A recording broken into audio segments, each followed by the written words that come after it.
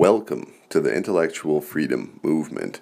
I'm your host, Harvey Dent, and today I want to talk about why does it matter whether the earth is round or flat.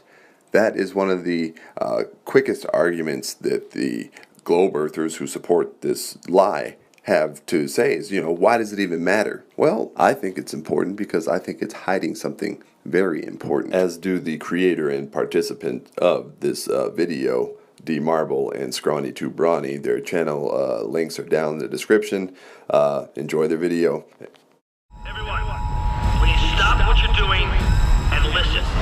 This is not a drill. What's the most resilient parasite? An idea. A single idea from the human mind can build cities.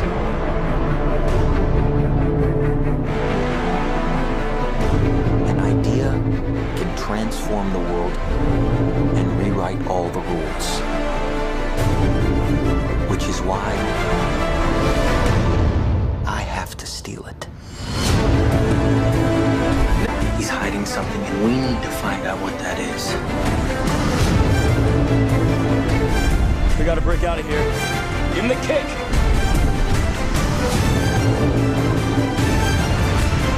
This was not a part of the plan! Wake me up! Wake me up!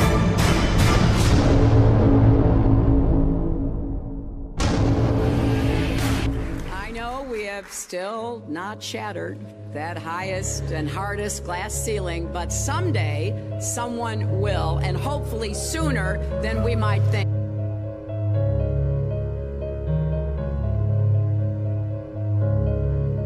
As the galaxies go whizzing by over the glass domed ceiling. Now tell me that doesn't work for you.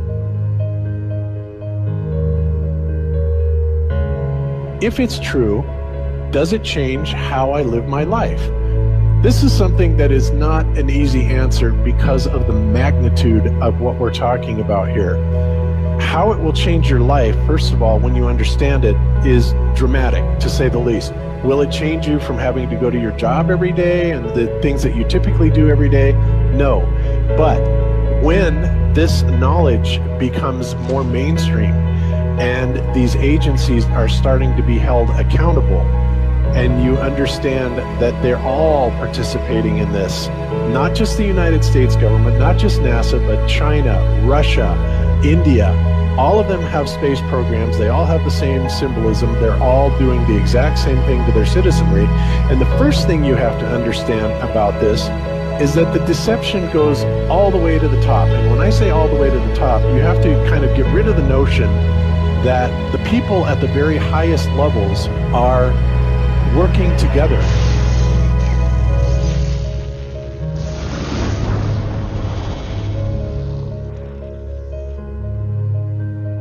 Why would they do this? Why are they trying to hide the fact that we are on an infinite plane or on a flat earth rather than a ball? Well, if you isolate people into the idea that they're on a blue marble that's in the middle of a universe that is really insignificant, and there's thousands or millions and billions of other worlds and possibly other civilizations, that makes most people think that we are insignificant and that we did actually come about as some sort of an accident.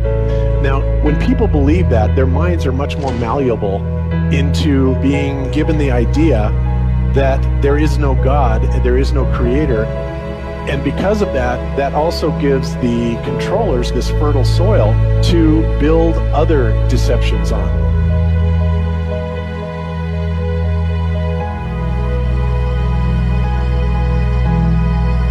Why do you think that Truman has never come close to discovering the true nature of his world until now? We accept the reality of the world with which we're presented. It's as simple as that. It's about total control, mental, physical, spiritual, every way, shape, form possible. You have to remember how big of a conspiracy this is. This isn't talking about just the JFK thing or isn't talking about just 9/11. It's on an umbrella kind of system to where it is the biggest deception that there is. It actually exposes every other deception And nothing else brings down the power of the elite, because it really exposes education, science, the economy, television, museums, universities. Think of all the things that have been fooled. I feel worse for the people that are out there building satellites, the people that are out there actually working for these space agencies, the people out there teaching in schools as professors, because they would all come to the conclusion eventually, once this gets out, that they've all been contributing to the lie. Why do you believe what you believe? Prove it without using NASA or any other space agency, the government or military of any country in the world. Why would I say that? NASA has been proven to be liars time and time again. I could spend a whole weekend here showing you the lies of NASA. How many of you believe your government is 100% honest and can be trustworthy? And how many of you know the military answers to their government? Okay, so if those three sources are all proven liars, why would you trust them? Fool me once, right? Shame on you. Fool me twice, shame on me. I say, continue to believe pathological liars and you're an idiot. But that's what we've all done. And so, I look at these stuff, we've all seen the textbooks, we've all seen the videos and movies and all these things, and there's so much of it. Do you know what the budget NASA has? You know how much they get, how much money they get? Have you seen the movie Gravity? Okay. That's made for about $100 million, give or take. And if you saw the movie Gravity, that was pretty impressive. I saw it on IMAX, big screen, like, wow. I mean, I felt like I was with Sandra Bullock flying around in space, freaking out myself. Okay, this is what they're able to do with $100 million. What are you able to do with tens of billions of dollars a year since the 60s? Now, in my opinion, we're being lied to not only about the shape of the Earth, we're being lied to about the very nature of reality itself. In 1954, Admiral Richard Byrd, a highly decorated naval officer, conducted an interview where he alluded to the idea that there may very well be land beyond the poles. Admiral Byrd, you've been to both the North Pole and the South Pole. Is there any unexplored land left on this Earth that might appeal to adventurous young Americans? Yes, there is. But strangely enough, there's left in the world today an area as big as the United States that's never been seen by a human being. And that's beyond the pole, on the other side of the South Pole, from Middle America.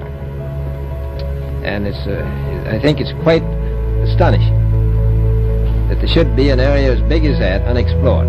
That's a tremendous So challenge. there's a lot of adventure left down at the bottom of the world. Admiral, do you hope to see that? We don't know. That's the big problem. We don't know where we are, okay? That's what we're all trying to figure out here. But there is the Antarctic Treaty where, 53 or so nations have signed saying that no one's going to lay claim to Antarctica and that there are massive restrictions for travel there. You can't just get up and go to Antarctica on your own. You have to have a tour guide with you. There are only certain entry points and there are limits on where you can go search. Personally, I think the unconquered South face is the only one worth scaling. It's a 20,000-foot sheer wall of ice, but that's never stopped me before.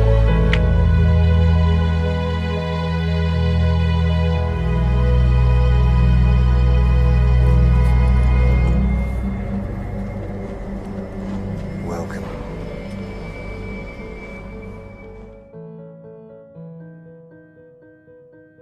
No, I just want to stand on top of the wall and piss off the edge of the world.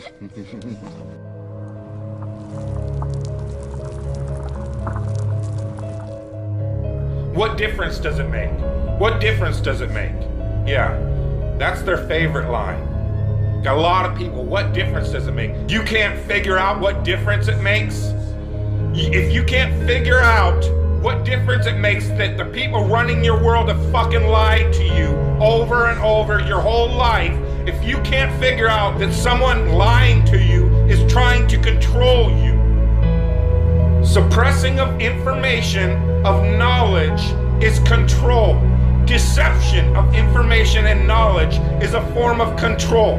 So what difference does it make? It makes a big difference, because once they start omitting information or lying about information about where you live, they're doing it to control you, period. Why am I having to explain this to critical thinkers in the truth movement? The way you control billions of people is to keep them divided and fighting each other. Flat Earth is not a psyop. Flat Earth destroys the psyop. Every psyop that's been used to control us for as long as they've known about it. So this system has been in power and control for hundreds of years, ever since they convinced the rest of the world that they didn't know where they live, and created this fantastical scenario to make people feel insignificant and to follow those that appear to know better. Why is the flat earth so important? Because it shows the deception. And if everybody would just come together and demand answers, they would be in checkmate. They would not know what the fuck to do. Train up a child in the way that he should go, and when he is old, he will not depart from it. I believe that's why we have so many who are indoctrinated to still believe and fight so hard for the heliocentric model. The reason being is because we've been taught the globe model since before we had the ability to think for ourselves. Think about that. Before you could think for yourself, before you could form rational thought, you've been taught that you live on a spinning ball, although your five senses tell you something totally different. Our senses tell us that the earth is flat and stationary, that the sun and moon and the stars rotate above us just as we see, that they make their annual cycles in such a way that we can calculate days, months, and years of the passage of time, just like in Scripture. The earth in itself works like a well-designed timepiece, and we all know that any timepiece that we can think of has a designer. What if the lie is to hide the existence of that designer? What if they're lying to us? So why is it important, or why does it matter whether the earth is round or flat? I think the better question is, why is it important that so many people have lied to us for so long to try and hide the truth, when you have people who are supposed to be scientists saying the more they learn about the universe, the less convinced they are there's any sort of creator, and someone who I guess is looked up to in the, I don't know, do you look up to Seth MacFarlane?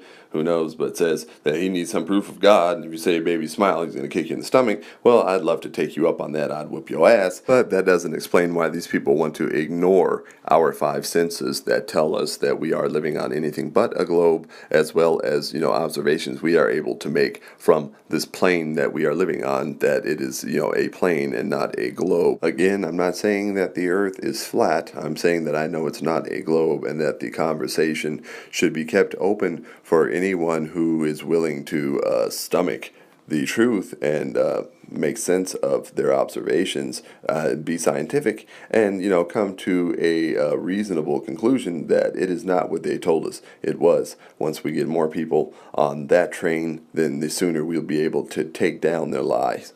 And that's what it's about, revealing the deception to let everybody be in the know, so that we can then work together to tear it down. Until you find your truth, keep looking.